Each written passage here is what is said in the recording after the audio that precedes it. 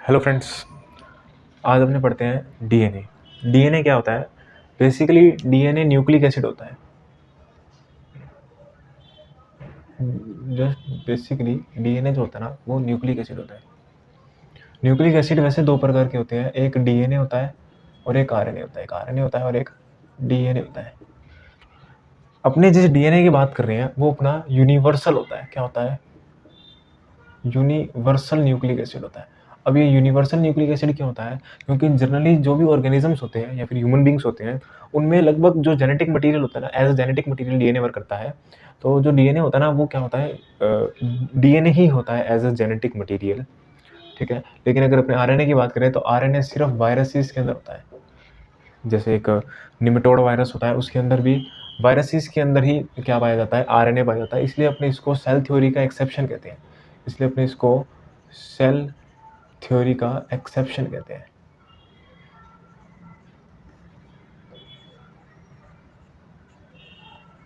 Cell theory का exception कहते हैं, ठीक है। सबसे पहले अपने देखते हैं कि सबसे पहले जो डीएनए मिला था, सबसे पहले फर्स्ट जो डीएनए फाउंड किया था, किसने किया था? वो मिशर ने किया था। किसने किया था? मिशर ने सबसे पहले डीएनए को एक अज्यूम किया था कि ये डीएनए इस तरह का हो सकता है। और उसने डीएनए को क्या नाम दिया, या फिर DNA as a nucleic acid, उसने उसको क्या नाम दिया? न्यूक्लिन। LEIN न्यूक्लिन, ठीक है। उसने न्यूक्लिन नाम दिया। फिर बाद में एक साइंटिस्ट और आया जिसका नाम था ओल्टमैन। जिसका नाम क्या था? ओल्टमैन। उस ओल्टमैन ने क्या कहा? उस ओल्टमैन ने कहा कि इस न्यूक्लिन के अंदर क्या होता है? एक एसिड ग्रुप भी होता है। एक एसिड ग्रुप भी होता है। ये लगभग 1890s की बात है। तो उसने कहा था एक एसिड भी होता है इसके अंदर। तो इसने कहा, ऑल्टमैन ने कहा कि इसके अंदर साथ में क्या होता है? एसिड भी होता है। न्यूक्लिन के अंदर जो फॉस्फेट ग्रुप होता है ना, वो एज अ एसिड वर्क करता है। एज अ एसिड वर्क करता है। एसिड वर्क करता है। तो उसने कहा कि जो न्यूक्लिन के अंदर जो फॉस्फेट ग्रुप होता है वो एज अ एसिड की तरह वर्क करता है। तो उसने उसको कहा कि जो अपना डीएनए है वो क्या होता है? एक न्यूक्लिक एसिड होता है। एज अ न्यूक्लिक एसिड होता है। क्या पाया गया? न्यूक्लिक एसिड पाया गया। अब अपने बात करते हैं डीएनए के। ये जो डबल हेलिकल स्ट्रक्चर होती है, डीएनए क्या होता है? डबल हेलिकल होता है। डबल हेलिकल होता है, ये कुछ इस प्रकार का डीएनए क्या होता है? डबल हेलिकल होता है। अब हम इस डबल हेलिकल डीएनए की ही बात करेंगे कि ये डबल हेलिकल डीएनए होता क्या है। देखो, डीएनए बेसिकली 3 कंपोनेंट से मिलकर बना होता है। 3 कंपोनेंट से मिलकर डीएनए बना होता है। पहला होता है शुगर। डीएनए के अंदर सबसे पहली चीज़ क्या होती है? शुगर। दूसरा होता है नाइट्रोजिनस बेसेस होते हैं। और तीसरी चीज़ इसके अंदर क्या होता है? फॉस्फेट होता है। क्या होता है? फॉस्फेट होता है। शुगर की बात करूं तो इसके अंदर कौन सा शुगर होता है? डी ऑक्सी राइबोज शुगर होता है इसके अंदर। किसमें? डीएनए में डीऑक्सी राइबोज शुगर होता है। और आरएनए में कौन सा शुगर होता है ना? आरएनए में राइबोज शुगर होती है। आरएनए में कौन सी शुगर होती है? राइबोज शुगर आरएनए में मिलती है। नाइट्रोजिनस बेस की बात करूं तो नाइट्रोजिनस बेस भी 2 प्रकार के होते हैं। एक होते हैं प्यूरिन टाइप्स और एक होते हैं पिरिमिडिन टाइप्स। एक होते हैं प्यूरिन टाइप्स और एक होते हैं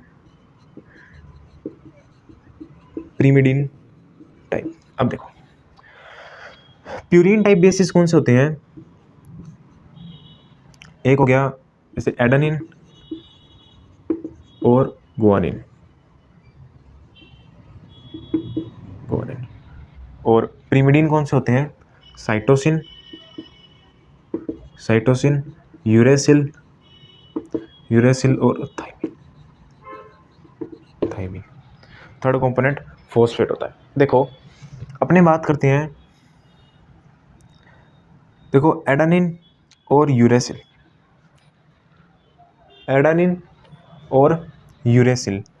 एडेनिन और यूरेसिल को छोड़कर जो गुआनिन हो गया, साइटोसिन हो गया और थाइमिन हो गया, ये तीनों नाइट्रोजनस बेस डीएनए में भी होते हैं और आरएनए में भी होते हैं। डीएनए में और आरएनए में गुआनिन, साइटोसिन और थाइमिन तो दोनों मिलते हैं।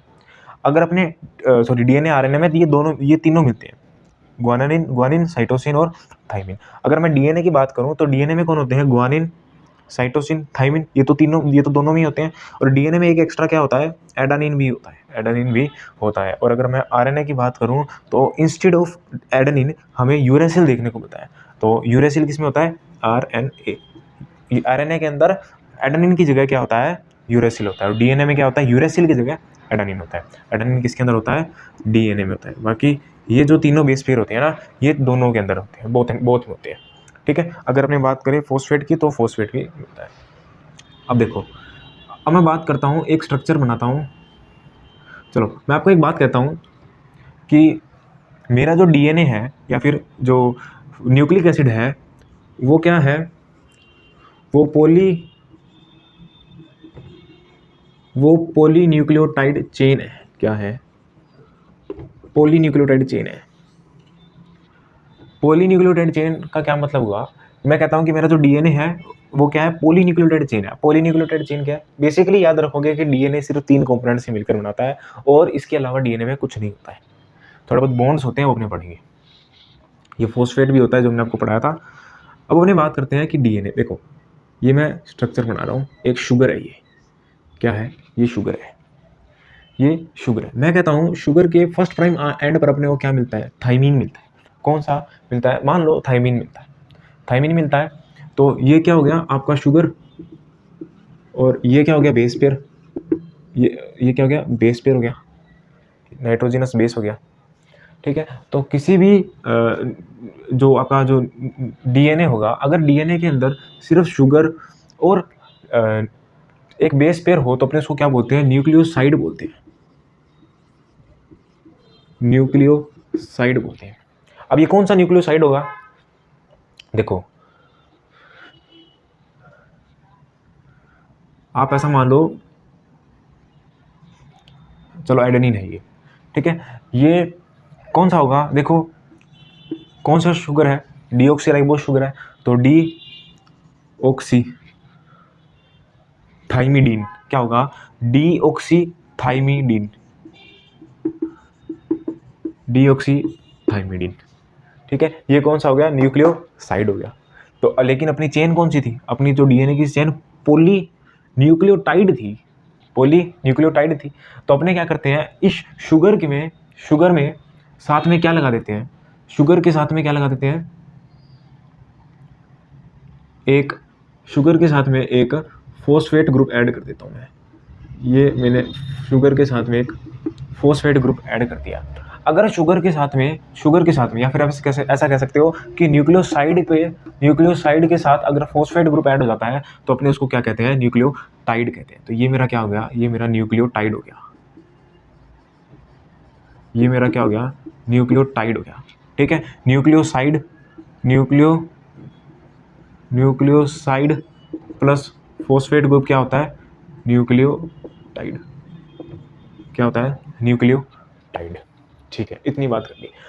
अब मैंने पढ़ाया कि मेरा जो डीएनए होता है वो कैसा होता है? पॉलीन्यूक्लियोटाइड होता है। क्या होता है? पॉलीन्यूक्लियोटाइड होता है। चलो न्यूक्लियोटाइड तो होता है लेकिन पॉलीन्यूक्लियोटाइड होता है। काफ़ी सारे न्यूक्लियोटाइड बनकर हमारा डीएनए का फॉर्मेशन होता है। तो अब ये पढ़ते हैं अपने कि पॉलीन्यूक्लियोटाइड कैसे बनता है। देखो ये मैं कर देता हूँ।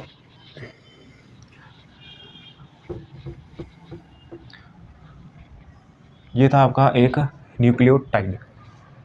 ठीक है। ये रहा एक न्यूक्लियोटाइड। अब चलो मैं थोड़ी बॉन्डिंग बता देता हूँ इसके अंदर। देखो शुगर के साथ एक कार्बन कौन से बॉन्ड से जुड़ा हुआ होता है? फॉस्फेट बॉन्ड से। फॉस्फेट लिंकेज होती है इनके अंदर। और base pair, sugar base pair से कैसे जुड़ी हुई होती है? ये जुड़ी हुई होती है ग्लाइकोसाइडिक लिंकेज से। ग्लाइकोसाइडिक लिंकेज से कैसे जुड़ी हुई होती है?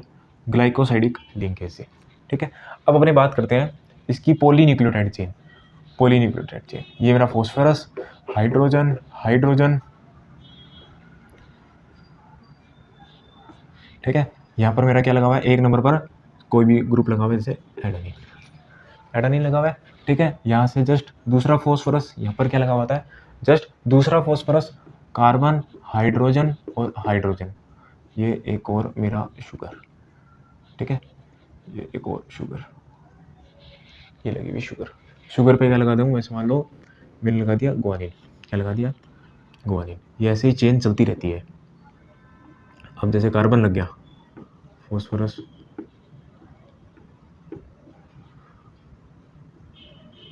ये क्या लग गया, एडेनिन, ये क्या लग गया, चलो थाइमिन लिख लो, ठीक है। तो ये कैसे लगी हुई होती है, देखो दो न्यूक्लियो, ये मेरा क्या है, एक न्यूक्लियोटाइड है, ये मेरा क्या है, एक न्यूक्लियोटाइड है, ये मेरा क्या है, एक न्यूक्लियोटाइड है।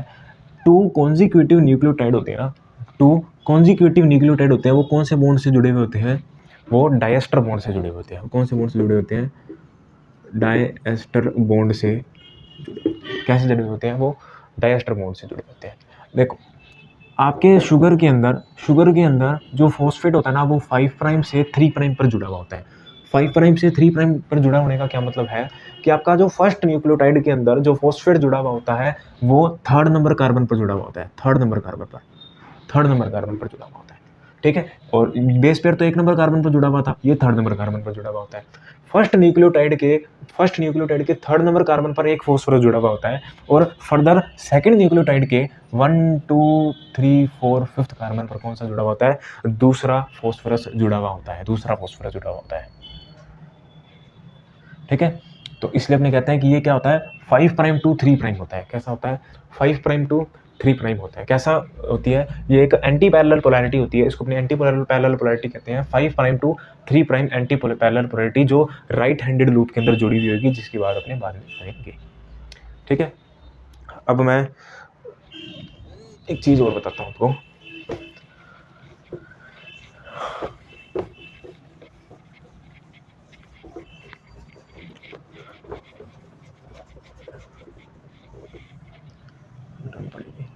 अब देखो डीएनए जो होता है, डीएनए के अंदर एक टेक्निक होती है जिसको अपने कॉम्प्लीमेंट्री टेक्निक कहते हैं। हमेशा याद रखना, एडेनिन के सामने वाला थाइमिन होता है, और एडेनिन और थाइमिन आपस के अंदर कैसे जुड़े हुए होते हैं, एडेनिन और थाइमिन आपस के अंदर कैसे जुड़े हुए होते हैं, डबल बॉन्ड से जुड़े हुए होते हैं। तो जस्ट इस स्ट्रक्चर को उल्टा अपने नीचे बनाएंगे, ठीक है। एक स्ट्रक्चर बना देता हूँ, ठीक है। तो ये जैसे, ये कहाँ पर था, एडेनिन कहाँ पर था, फर्स्ट कार्बन पर था। एडेनिन कहाँ था, फर्स्ट कार्बन था। तो सामने वाला कार्बन कौन सा है, 5th कार्बन पर है। तो ये कौन सा कार्बन हो गया, ये 5th कार्बन हो गया। कौन सा कार्बन हो गया, ये 5th कार्बन पर हो गया। ऐसे ही गुआनिन जो होता है ना, वो साइटोसिन के साथ ट्रिपल बॉन्ड से जुड़ा हुआ होता है। गुआनिन साइटोसिन के साथ में ट्रिपल बॉन्ड के साथ जुड़ा हुआ होता है, ऐसे ट्रिपल बॉन्ड के साथ जुड़ा हुआ होता है। ये तो मैंने बेंजीन रिंग सी बना दी, बट ये ऐसी नहीं होती है, थोड़ी आउट होती है। ये ऐसे होती है, ये ऐसे होती है, थोड़ी आउट होती है, ऐसे आउट होती है, ये थोड़ी ऐसे होती है शायद। और एडेनिन थाइमिन वापस एडेनिन के साथ में डबल बॉन्डिंग से जुड़ा हुआ होता है। देखो इस न्यूक्लियोटाइड के अंदर जो बेस पेयर्स होते हैं ना, वो एक अच्छी प्रॉपर्टी शो करते हैं, वो अपनी प्रॉपर्टी आगे देखेंगे। देखो अभी जो डीएनए है, अब ये डीएनए की जो पॉलीन्यूक्लियोटाइड जो अपने चेन बनाएंगे, ठीक है, ये एक ऐसी चेंज होती है, ये न्यूक्लियोटाइड, ये ऐसी चेन चलती रहती है। ये डायस्टर बॉन्ड से चलती रहती है, ये ऐसे डायस्टर बॉन्ड से चलती रहती है, ठीक है। अब ध्यान से सुनना। देखो डीएनए जो होता है ना, वो कैसा होता है, डबल हेलिक्स होता है। ये देखो, ये डीएनए कैसा होता है, डबल हेलिक्स होता है। ये डीएनए कैसा होता है, कोई बात नहीं, ये डीएनए कैसा होता है, डबल हेलिक्स होता है।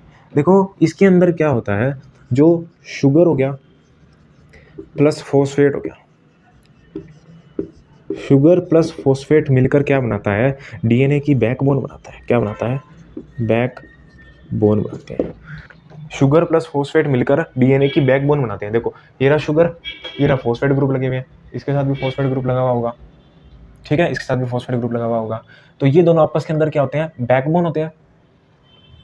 ये दोनों आपस के अंदर क्या होते हैं, बैकबोन होते हैं। तो बैकबोन क्या होते हैं, ये बैकबोन ऐसे ऐसे, ये जो हेलिक्स जो फॉर्म करेगा वो कौन फॉर्म करते हैं, हेलिकल। जो हेलिक्स फॉर्म करता है वो क्या होता है, वो दोनों बैकबोन ही फॉर्म करते हैं, और वो बैकबोन शुगर और फॉस्फेट से मिलकर बनी हुई होती है। अगर हेलिक्स बैकबोन फॉर्म कर दी, हेलिक्स ने बैकबोन फॉर्म कर दिया, तो लास्ट में क्या रहा, सिर्फ बेस पेयर रहे हैं, नाइट्रोजिनस बेस रहे हैं। और ये जो नाइट्रोजिनस बेस है ये डीएनए के अंदर देखने को मिलती है।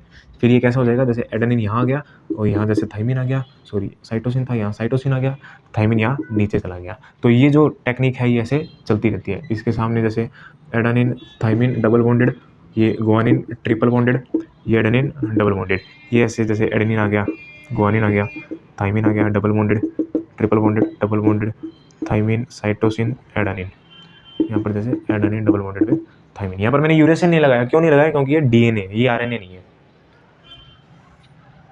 ठीक है, अब थोड़े से फीचर्स की बात कर लेते हैं, यहाँ पे इसके फीचर्स के बारे में बात करते हैं। देखो डीएनए का जो एक हेलिक्स होता है, डीएनए का जो एक हेलिक्स होता है, उस हेलिक्स के अंदर क्या होता है, उस हेलिक्स के अंदर उसके अंदर आप कह सकते हो कि उसके अंदर 10 हेलिक्स होते हैं। एक हेलिक्स के अंदर क्या होते हैं, 10 बेस पेयर्स होते हैं। एक हेलिक्स के अंदर मैं कहता हूँ कि 10 बेस पेयर्स होते हैं। एक हेलिक्स के अंदर 10 बेस पेयर होती हैं। मैं कहता हूँ दो कॉन्जिक्यूटिव बेस पेयर की जो डिस्टेंस होती है वो कितनी होती है, 34 नैनोमीटर या फिर 34 आर्मस्ट्रॉन्ग के इक्वल होती है। कितनी होती है, 34 आर्मस्ट्रॉन्ग के इक्वल होती है।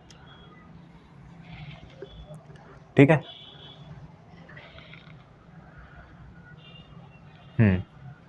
ठीक है, तो 34 मेरे पास 10 है, टोटल कितने हैं, 10 है। तो टोटल एक हेलिक्स की डिस्टेंस कितनी होगी, 3.4 आर्मस्ट्रॉन्ग की हो जाएगी।